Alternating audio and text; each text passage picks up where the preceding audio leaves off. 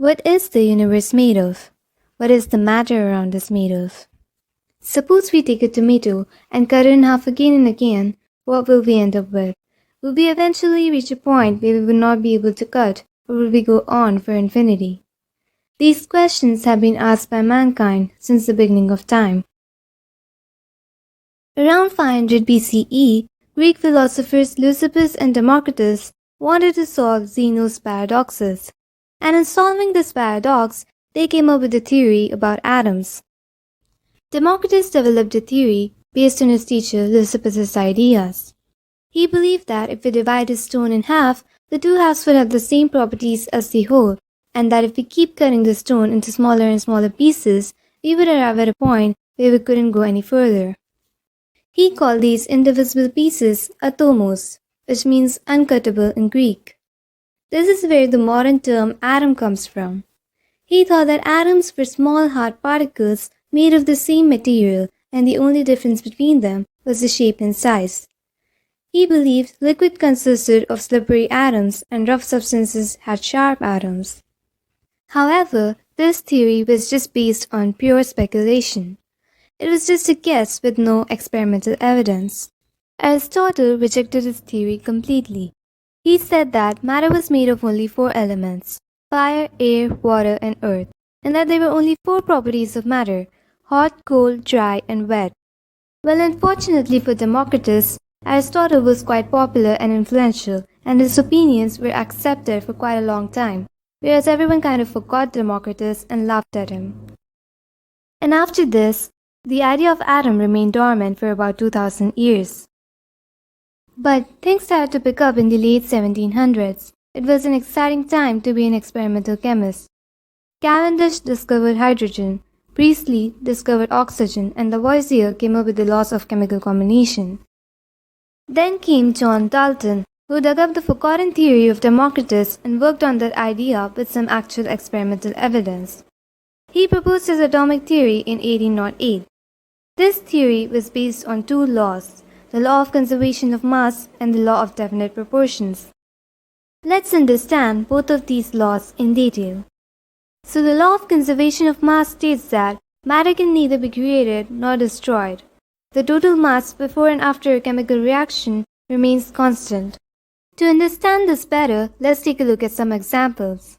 When the water boils, it might seem like the water is disappearing, but it just turns into gas. When you light a candle, it looks like candle wax is disappearing, but it is not. It just changes form and becomes a part of the air. Or you might just be baking a cake for your birthday and your cake batter seems to magically increase in size when your cake is baked, but it's just the air bubbles expanding. So the idea here is that no new matter is being created. Even when it feels like matter has disappeared, it's still around, just in a different form. The other law Dalton based his theory on was the law of definite proportions. It states that in a chemical substance, the elements are always present in a fixed proportion by their mass. Let's understand this with an example. Molecular mass of water is approximately 18 grams, and this will be the case for any water molecule. Whether it is from Africa or Australia, or whether it is tap water or groundwater, all water molecules will have the same composition, and this goes for any other compounds. So Dalton's atomic theory stated the following: matter is made of tiny indivisible particles called atoms. Atoms of same elements are similar in shape and mass. Atoms of different elements may vary in size and mass. Atoms can neither be created nor destroyed. Atoms of different elements can combine with each other to form compounds. Atoms can be rearranged, combined, or separated in chemical reactions. However, this theory had some major drawbacks. Dalton's idea of an atom was like that of a hard ball, which was indivisible. But later, it was found that atoms could be subdivided into protons, neutrons, and electrons. According to Dalton, atoms of same elements are similar in all respects. However, atoms of some elements vary in masses and densities.